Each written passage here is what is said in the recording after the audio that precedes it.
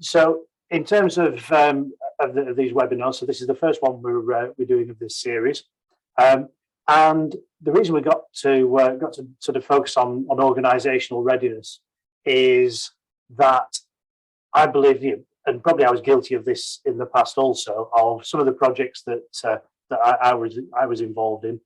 We'd help people set up new warehouses, and we'd focus on getting the building right and getting the systems right and getting the installation right in the project. And we'd sort of think, well, people will arrive and they'll just get stuck in and make it work. And as you can see here from the change curve that Linzi's put up, once that change hits the operation, we don't get what we actually aim for. And what actually happens is performance drops, and we're missing out on sort of the planned change that we were expecting. And that gap in the middle really is the hidden cost of the business that tends not to get measured unless it's really, really having sort of significant detrimental impacts on the normal process. So Linzi and I started speaking, a few years ago about how do we bring organisational readiness into the range of services that Hatmill provides, and we decided to sort of start developing our services in this area that then support all the projects that we continue to do for our clients. So Linzi and I will have a bit of a chat for the next 20 minutes or so. We've got time for question and answers at the end. So you should be able to see the Q&A at the bottom of your Zoom call. So if you want to submit any questions in there, we can cover those towards the end. And without any further ado, I think we'll get going. So today's focus is on what do your teams need to succeed. So Linzi, what do teams need to succeed? Thank you, Simon. Thank you. I think it's worth just taking a moment to think about what they need to succeed in the context of this sort of change curve, because as leaders of change, which I'm sure most of you are listening in today, we want to avoid that real dip when the organisation is putting live a new project of any kind. It might be a new warehouse, automation, whatever that might be. And people don't easily give up long kind of established ways of working, and therefore what we need to do is to try and help them through this sort of change to the point where they're genuinely looking to be engaged, to be continuously improving what's going on, not just breathing a sigh of relief because thank goodness the project's over.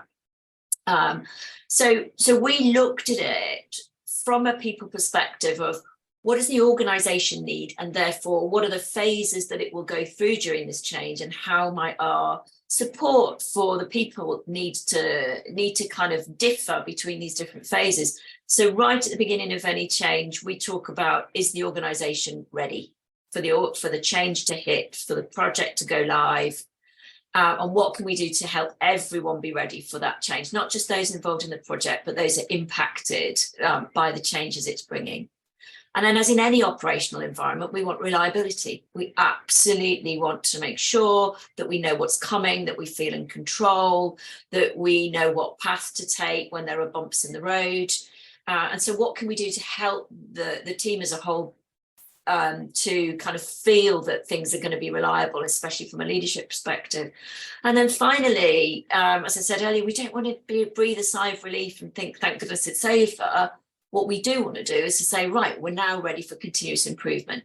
So there are different things that we can do to support teams at each phase of a project, taking it right through to delivering the results that we're looking for. And also, I think it's really important to say that depending on the context of the organisation, the size of the organisation, the investment, that readiness, reliability and results will look quite different. The activities that we do will look quite different for each of those organisations and each of their projects. But the focus has got to be on that end result, and tailoring the support that people need to really lean into this is incredibly important and hugely valuable. It makes a massive difference to the success of the project and ultimately to the success of the organisation. So we think that there are 5 key things that help to smooth the way to the results that we're looking for.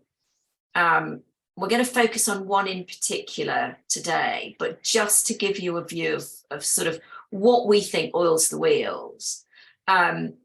Alignment and clarity of vision. No matter how enthusiastic everyone is about the project and about starting something new, we need to have that vision that's going to carry them right the way through to the end.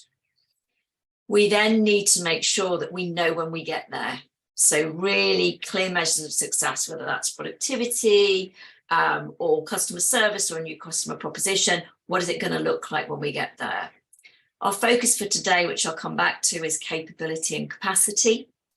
But aligned with that, in order to give the confidence, the momentum, the motivation that you need to sustain a project, the comms choices you make, the engagement choices that you make, and the support that you give to people along the way needs to be really carefully planned. You know, have you got the experience that's been there and done that and can navigate the issues and the risks that are inevitably going to be along the way?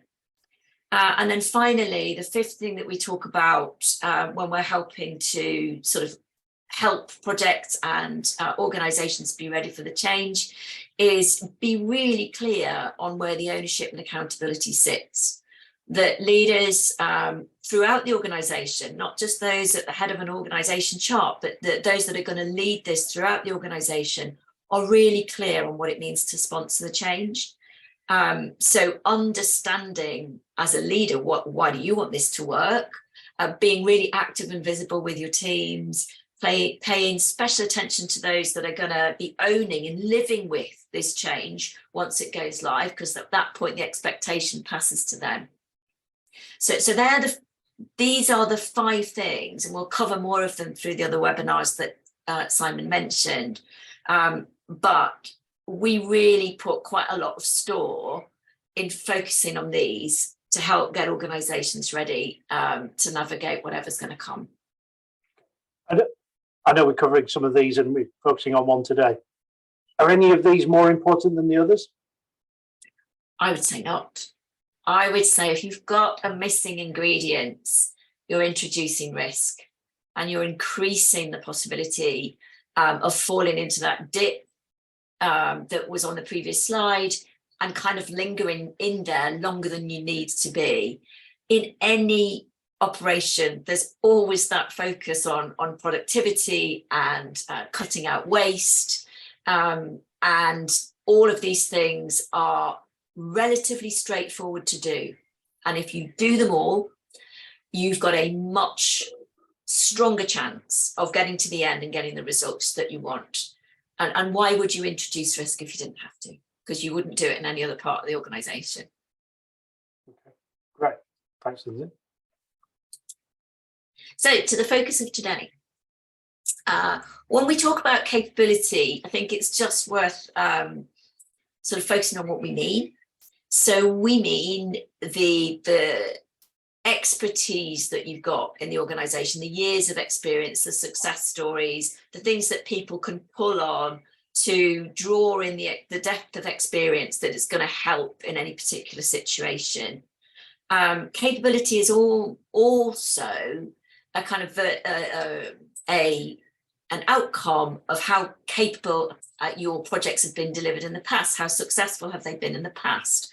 So have a look back. What did you do brilliantly? What are your strengths here? That's a real capability that you need to sort of play to. Innovative, how innovative are you? How do you genuinely encourage people to come up with new solutions to complex problems? That's a real core skill when you're heading into the unknown of a new development or a new site opening or moving from manual operations to digital operations. Can you flex? How adaptable are the teams? How flexible are they? How do they adapt to changing circumstances? Again, all of these things you can put a measure on. It might be a gut feel. It might be based on experience. I think the other capability that's really key is collaboration. And it's a buzzword and lots of people talk about it now. And lots of people do it naturally. And therefore you can genuinely see when you've got a collaborative team. But I think it's really important to understand that needs to be cross-functional in some large-scale projects. and you need to look at the way you do things. And in your organisations, do you genuinely recognise and reward collaboration? Because that's the thing that's going to make it work. People will see that it is valued, and then genuinely sort of head towards that as a behaviour and a way of working. And I think the other thing that comes into capability is a capability to focus. If you've got people that are genuinely spread very thinly or distracted by multiple projects or responsibilities, then their ability to focus on the task in hand will be diminished. It's really tricky to balance multiple priorities, especially if you're one of the trusted few in an organisation that's on every project going, because people rely on you for that. So consider those things: previous performance, flexibility, collaboration, rewarding collaboration, and the ability to problem solve and to focus. I think just a word on capacity. As an organisation grows, you need to be able to scale your operation to grow demands. You need to be able to also scale the experience that you've got to deliver projects. Resource management is key to that. And also, being a bit more maybe curious about the tools and the technology that's out there that can help you to genuinely collaborate better. Lots of stuff came into sort of everyday use during COVID, whether that be Trello boards or more agile tools such as using of Miro and online collaboration. All of that stuff can genuinely speed up and give you greater capacity if it's used well. So that's how we define those. Linzi, there's a couple of things you've said so far that have sort of sparked a couple of thoughts in my mind. So I know that quite often we'll meet clients, or we'll talk to potential clients. We'll talk about you said how have you done in the past, and quite often have the conversation. Go, as an organisation, how good are you at change? And they go, oh yeah, we're pretty good. And then you sort of get them to focus on okay. So what was the last big project you did? They'll say, I don't know, we put in a transport management system or something like that. And they'll say, and how did that go? And they go, yeah, not great.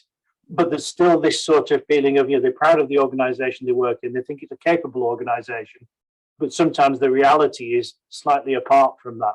How do you help bridge that gap in their minds to get them to realise what the actual capability is rather than the perceived capability? Yeah, I think it's a really good question, Simon, because I think you're absolutely right. We see that a lot. There's a lot of smart, motivated, experienced people in our industry. And what often happens is they are really keen on the start of the project. So there's a lot of momentum right at the beginning. But what sometimes then can happen is they forget to focus on the results. And that's, at the end of the day, that is what it's about. You're learning as you go. Of course you are. You're building talent for the future. You're doing some brilliant things along the way. But it is about a return on the investment that you're making and the results. So I think refocusing on those results, and instead of that, are you good at change? Well, yes, we're really good because we're really enthusiastic and you give us it and we'll take it on. We'd sometimes try to encourage them to think about, are you good at delivering the results? And how do you measure those results? And when was the last time you genuinely got the results from something that you started out with a really clear view of what that was going to be, but you didn't quite get there? And you can work back from that sometimes, because you can say, so what was it that got in your way? Was it capacity? Was it that you didn't have the experience? Was it that not enough people were focused on the end game, didn't have that clarity of what it was going to look like when they were finished? So I think that's a really important pivot sometimes, is to genuinely think more about the results than about than about being enthusiastic for the change. And it's finding that right combination, isn't it, to have both of those, and just to be able to keep it and keep that momentum throughout the project. Sure.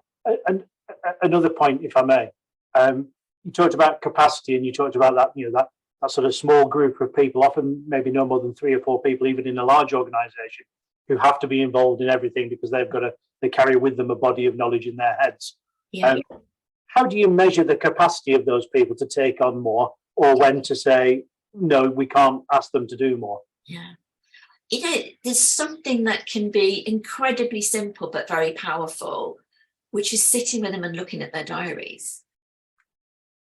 What do you go to? How often do you go to that? Why do people expect you to go to that meeting? How long have you been on that committee for?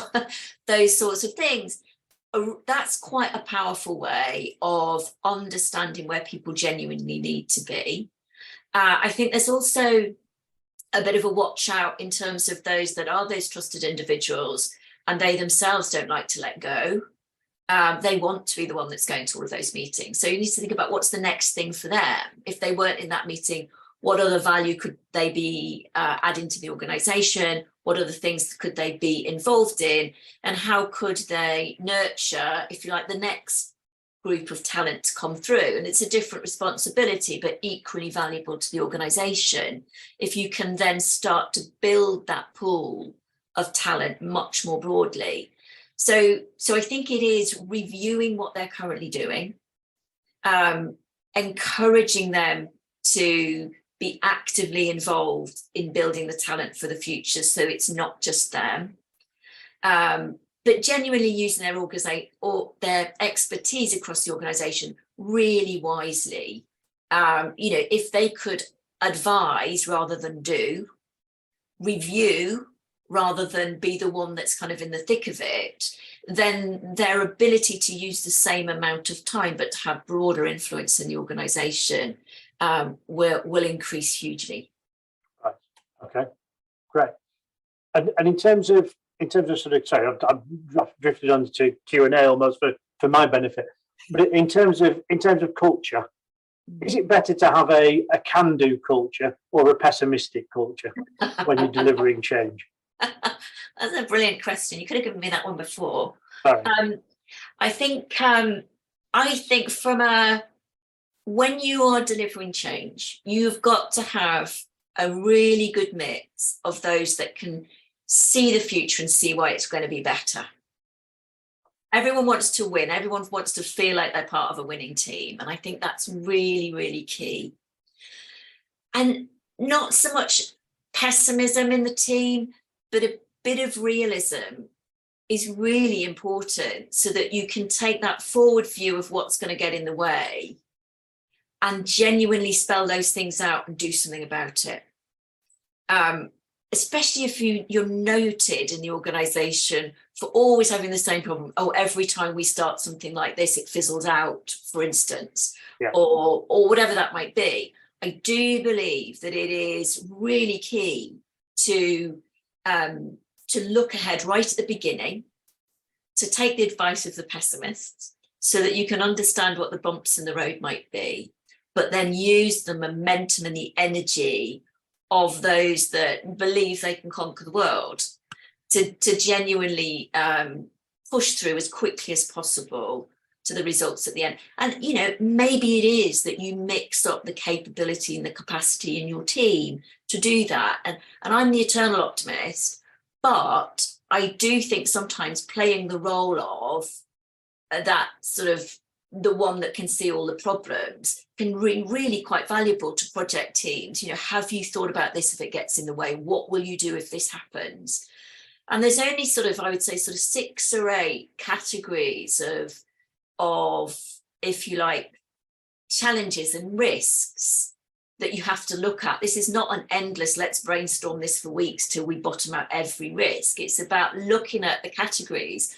You could use these 5. Have we got that vision?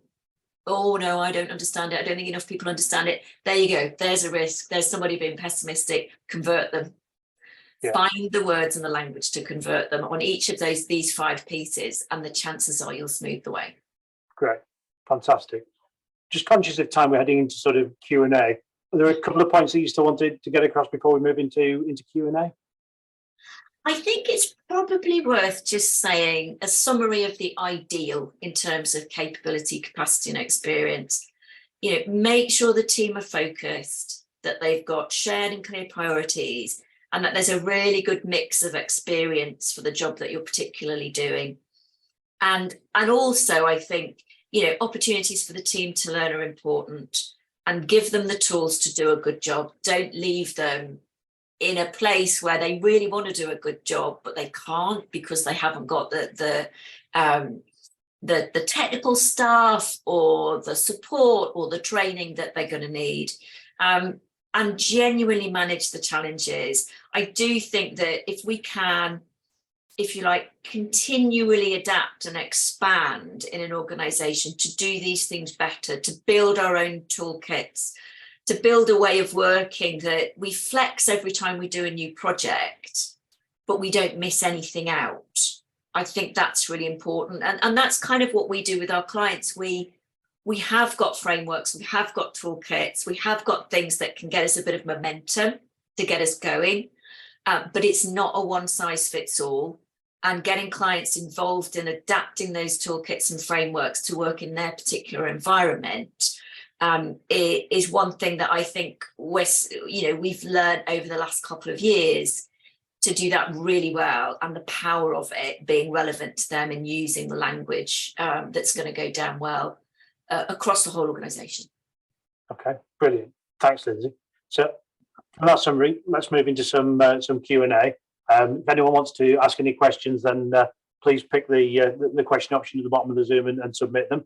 There's one here already. So, Lindsay, from a sponsorship perspective, what are some good examples of engagement, ownership, sponsorship from senior stakeholders? And the questioner is thinking CEOs, CFOs who have limited time to spend on the project. Okay, so it's about how to engage them, yeah?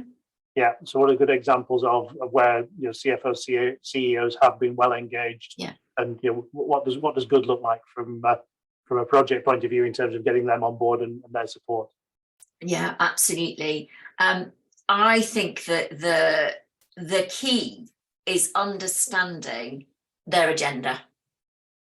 And potentially recognising that the agenda of the CEO and the agenda of the CFO will be slightly different. Where is the pressure coming from onto them? Is it a financial gain? Is it something that needs to go out to the market? Is it competitive? What is their absolute reason for wanting to engage with this? I think you've also got to be, and some of the things I've seen is you've got to be clear whether they see the project as something that's enhancing their personal career or something that is literally something that they've just got to do. And both things, of course, are valid. So it's how do we use the right language to engage them and not just, if you like, put the project documentation in front of them, but amend that to play to their agendas. I think the other side of that is, if at all possible, is not go to them with the finished article. Go to them with a vision of the future and an idea of what the project is going to deliver, but with some very specific questions that they can then contribute to so that they feel a sense of ownership of that vision as well. They may well have given the brief, but when you play it back to them in terms of, and this is what the project's going to deliver, I think getting them to re-engage with the ownership of it can also be very useful. And then finding a way to give them regular updates, ask them questions, but maybe one at a time, don't go in with a great load of questions. I think that engagement and understanding their agenda, I would say, are really, really important if you've only got a very limited time. Yeah, sure. I think a couple of things that I've seen some of our client CEOs do really well. I think one is make sure that they are open to honesty. So, yes. They're happy to be told bad news.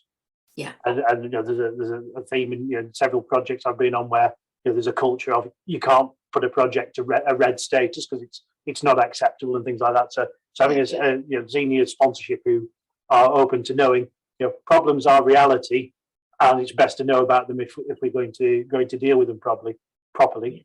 And then the second part is get them to talk about the project outside of project steering. So when they're doing, they're managing by walking about or whatever, start talking about, what have you heard about this, and is that working, and all that sort of stuff, because that's then demonstrated to the whole organisation that it is important outside of just the project. So I've seen a couple of really good examples from some of our clients in doing that. Okay. In terms of another question, how do you best deal with what's often called no-go milestones, but often become go milestones, whereby actually, even if we're not meeting a criteria, the pressure on the team is just to carry on anyway, rather than raise a red flag and stop and regroup. How do you deal with those sorts of challenges? Yeah, I mean, I think if you've got that real clarity of what it's going to look like when you get there, and you've had that all along, and you know what the criteria are in terms of success measures, and you can demonstrate really quite clearly why you're not going to get there. And from a people perspective, that might be, we need another week's training. If we don't have another week's training, we're going to go into that dip that we saw on the change curve, and you're not going to get the reliable results that you want. And I suppose some of it is weighing up, as it always with go, no go, you get under the skin of what is the reason for the go. Yeah. And sometimes you have to. We've all been there, I think. You've got to just get on with it. The lease has expired, or something's happened. The software's out of any form of support agreement. You've got to go. And I get that. But I think going into a go situation, knowing what the risks are, knowing where you're falling short, gives you an opportunity to mitigate that as best as possible, or at least prepare people for the challenges in the weeks ahead. I think that's really important. But other than that, these things happen. If you're trying to persuade otherwise, then you come back to the vision and the measures of success, and the gap between where you are at this decision point and where you would hope to be if you were going to have more confidence to go ahead. Great, brilliant. Conscious of time, we've got about a minute left. For the next two webinars that are coming up, we'll just drop links to those in the chat if anyone's interested in joining us for those couple. But Lindsay, have you got a sort of a 1 minute summary at the end? As I'm sure several people have a hard stop at 1 o'clock. I will do my best to do a 1 minute summary. So I think there are 5 takeaways. Make sure that you've got willing volunteers or anyone that is around to be able to be involved in it, and that you've got the capability and the options to fill the gaps in capability that you've not got. Keep the future in mind, build the talent for the future. Don't shy away from stopping initiatives that are leading people to not have the focus or the capacity or the time that they need to do this project well. Make sure that the teams are all following the same agenda. The leadership needs to be aligned. Everybody's got to be thinking about the whole, not just their part of the project. I think from a perspective of knowing what's going on, sit your roadmap of change alongside what's going on in the operation. Make sure that you're not putting change live when you've got particular peaks in operational volumes or too many things going live at the same time. And then I think the final one is, as a leader involved in this, review the progress by seeing it for yourself, as opposed to relying on it just being written on a piece of paper in an update, and close the gap across the whole organisation. Don't just focus on the project, go out and see how it's impacting others in your business. Brilliant. Thanks, Lindsay. We're out of time. So hopefully you'll be able to rejoin us on the 25th of May when we'll talk about why siloed working is hurting your profit and your people. Until then, thanks for joining us, and see you next time.